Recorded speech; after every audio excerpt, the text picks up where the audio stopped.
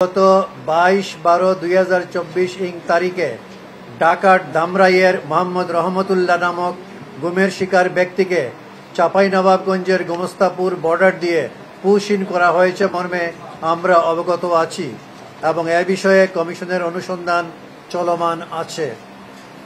এছাড়াও ভারতের বিভিন্ন কারাগারে বন্দী থাকা বাংলাদেশি নাগরিকদের তালিকা চাওয়া হয়েছিল। পররাষ্ট্র মন্ত্রণালয়ের মাধ্যমে ভারতের বিভিন্ন কারাগারে গত 2-2.5 বৎসরে আটক 1067 জন বাংলাদেশির নাম ঠিকানা সহ একটি তালিকা পাওয়া গেছে। আরও তথ্য পাওয়া গেলে কমিশনে প্রেরণ করা হবে মর্মে লিখিতভাবে উল্লেখ করা হয়েছে। প্রাপ্ত তালিকায় গুমের শিকার কোনো ব্যক্তির নাম আছে কিনা তার অনুসন্ধান চলমান।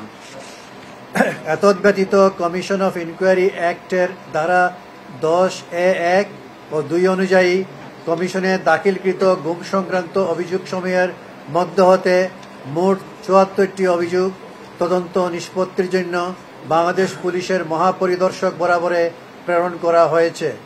ইতোমধ্যে বাংলাদেশ পুলিশের মহাপরিদর্শক, ডিজিএফআইর মহাপরিচালক এবং পাসপোর্ট অধিদপ্তরের মহাপরিচালক সহ আইন শৃঙ্খলা রক্ষাকারী বাহিনীসমূহের গুরুত্বপূর্ণ ব্যক্তিদের সাক্ষাৎকার গ্রহণ করা হয়েছে এবং হচ্ছে। এছাড়াও কমিশনের সদস্যবৃন্দ বিভিন্ন গণসচেতনতামূলক কর্মশালায় অংশগ্রহণ করে আইন শৃঙ্খলা রক্ষাকারী বাহিনী, সরকারি ঊর্ধ্বতন কর্মকর্তা, ভিকটিম পরিবার সহ অংশীজনদের গুম সংক্রান্ত অপরাধ ও এর দায় সংক্রান্ত বিষয়ে অবহিত করেছেন। এছাড়া ঢাকা, বগুড়া, নারায়ণগঞ্জ, রাজশাহী, চট্টগ্রাম সহ বিভিন্ন জেলায় ডিজিএফআই, সিটিটিসি ও র্যাবের নিয়ন্ত্রণাধীন বেশ কিছু গোপন বন্দিশালার সন্ধান পাওয়া মাত্রই তা অত্র কমিশন পরিদর্শন করে অপরিবর্তিত রাখার নির্দেশনা প্রদান করেন। যেমন কমিশন গঠনের কয়েক সপ্তাহের মধ্যেই ডিজিএফআইর জিআইসি, আয়নাগর এবং র্যাব হেডকোয়ার্টার্সের টিএফআই পরিদর্শন করে আলামত ধ্বংসের প্রক্রিয়া দ্রুততার সাথে বন্ধ করতে নির্দেশ দেওয়া হয়। পরবর্তীতে বিগত 12/2/2025 তারিখে সংশ্লিষ্ট ভিকটিমগণ সহযোগে মাননীয় প্রধান উপদেষ্টা ও উপদেষ্টা পরিষদের কয়েকজন সম্মানিত সদস্য কর্তৃক এই দুটি সহ মোট 3টি গোপন বন্দিশালা পরিদর্শন করা হয়েছে। গুম সংক্রান্ত কমিশন অফ ইনকোয়ারি বিভিন্ন আইন শৃঙ্খলা বাহিনী ও গোয়েন্দা সংস্থার যে সকল সদস্যদের বিরুদ্ধে বাংলাদেশের নাগরিকদের গুম করার অভিযোগ আছে তাদের সংশ্লিষ্টতা নিয়ে অনুসন্ধান করছে।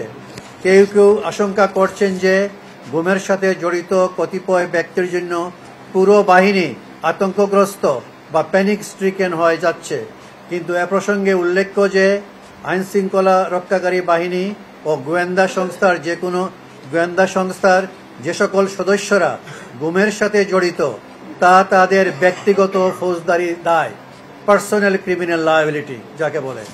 কারণ অপরাধীরা অনেক সময় আইনের হাত থেকে বাঁচতে তার ধর্ম, কমিউনিটি, সামাজিক গ্রুপ ইত্যাদির আড়ালে লুকাতে চেষ্টা করে। এই প্রবণতাকে বলা হয় আইডেন্টিটি বেসড ডিফেন্স বা কমিউনিটি বা কমিউনাল শিল্ডিং। কিন্তু বিচার কখনো ব্যক্তির পরিচয় দিয়ে হয় না, তা হয় সাক্ষ্য প্রমাণের ভিত্তিতে। কারণ ফৌজদারি অপরাধ একটি ব্যক্তিগত দায়, এতে কমিউনিটিকে দোষারোপ করার কোনো সুযোগ নেই। ভিশনের ফুলঝুরি মেগা অফারে ফ্রিজ কিনলেই পাচ্ছেন 16 পিসের আকর্ষণীয় গিফট বক্স একদম ফ্রি।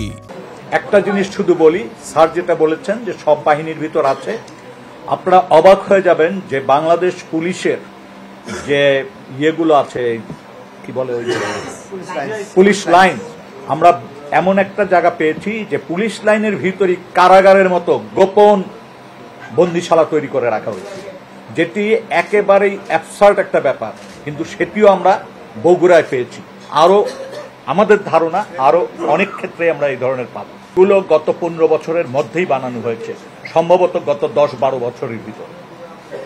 এবং শুধু তাই না, এখানে বিভিন্ন জেলার থেকে বন্দীদেরকে এনে রাখা হতো, নির্যাতন করা হতো জিজ্ঞাসাবাদের নামে, এবং এখান থেকেও অনেকে মৃত্যুর ঘটনা ঘটতে পারে।